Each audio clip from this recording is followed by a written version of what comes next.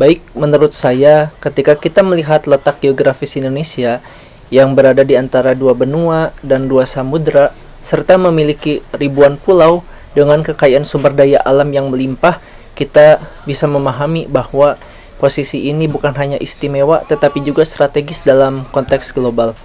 Menurut saya, pemerintah Indonesia harus mengelola kondisi geopolitik ini melalui pendekatan wawasan Nusantara yang menekankan bahwa seluruh wilayah Indonesia adalah satu kesatuan yang utuh, baik dari segi politik, ekonomi, sosial, maupun pertahanan. Melalui prinsip ini, pembangunan di seluruh penjuru negeri, baik di wilayah barat, tengah, hingga timur, diupayakan agar merata dan tidak timpang. Selain itu, Indonesia juga harus aktif menjalin kerjasama dengan negara-negara lain melalui jalur diplomasi internasional seperti keanggotaan di ASEAN, G20, dan berbagai forum global. Di sisi lain, kekayaan alam di Indonesia itu kan sangat banyak ya, seperti tambang, laut, dan kehutanan yang harus dikelola agar tidak hanya menjadi sumber devisa negara tetapi juga memberikan dampak langsung terhadap peningkatan kesejahteraan masyarakat lokal. Karena bagi saya pengelolaan geopolitik yang bijak adalah ketika negara tidak hanya mempertahankan kedaulatan wilayah ataupun yang lain, tetapi juga mengarahkan seluruh potensinya untuk membangun masyarakat yang adil, makmur, dan berdaya saing tinggi dalam skala global.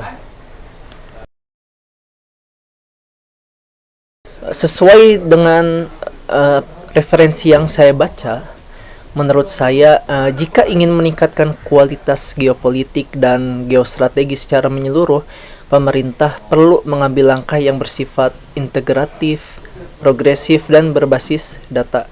Pertama, perlu dilakukan penguatan pada bidang pendidikan kewarganegaraan dan geopolitik agar masyarakat Indonesia, khususnya generasi muda, memahami potensi dan tantangan bangsanya secara mendalam. Kedua, pembangunan wilayah perbatasan dan daerah 3T, tertinggal, terdepan, dan terluar, harus terus ditingkatkan sebagai bagian dari strategi menjaga kedaulatan wilayah dan keadilan sosial. Yang ketiga, diplomasi luar negeri perlu diarahkan tidak hanya pada kerjasama ekonomi, tetapi juga dalam bidang pertahanan dan keamanan kawasan. Selain itu, pengembangan teknologi informasi dan ketahanan cyber juga sangat penting di era digital saat ini. Pemerintah harus tanggap terhadap potensi ancaman yang bersifat non-konvensional seperti disinformasi dan serangan digital. Karena menurut saya upaya peningkatan kualitas geopolitik dan geostrategi juga tidak bisa hanya dilakukan oleh pemerintah, karena peran serta masyarakat, akademisi, dan sektor swasta juga harus terus didorong agar tercipta sinergi nasional dalam membangun posisi Indonesia yang tangguh dan dihormati di kancah internasional. Seperti itu.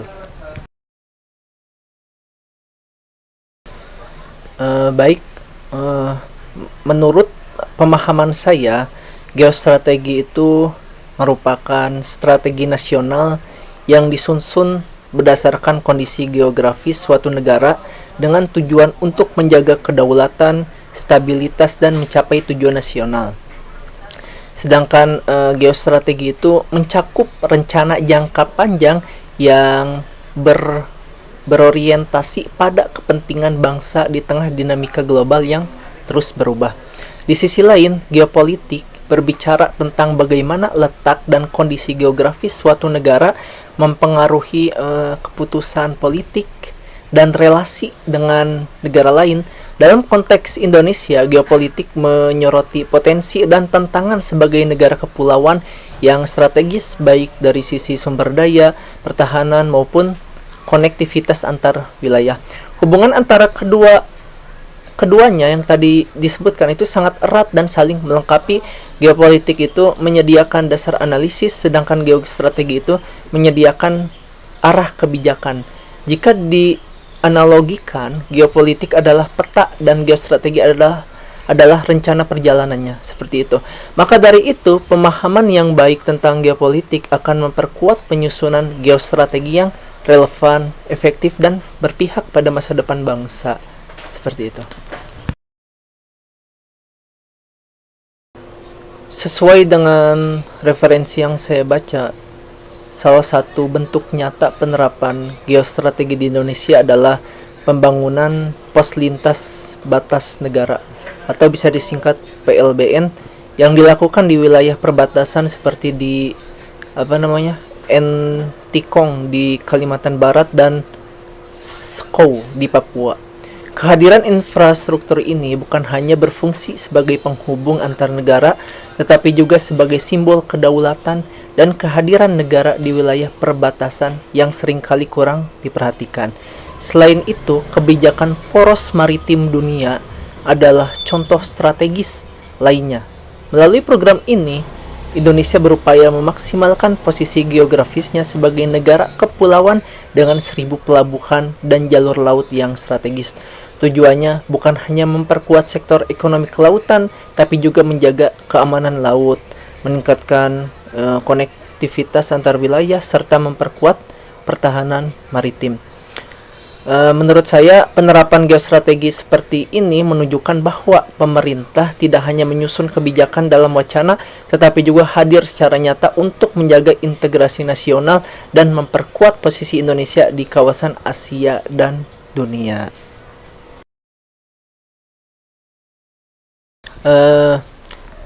Kalau saya lihat penerapan good governance di Indonesia ini masih menghadapi sejumlah kendala yang cukup kompleks.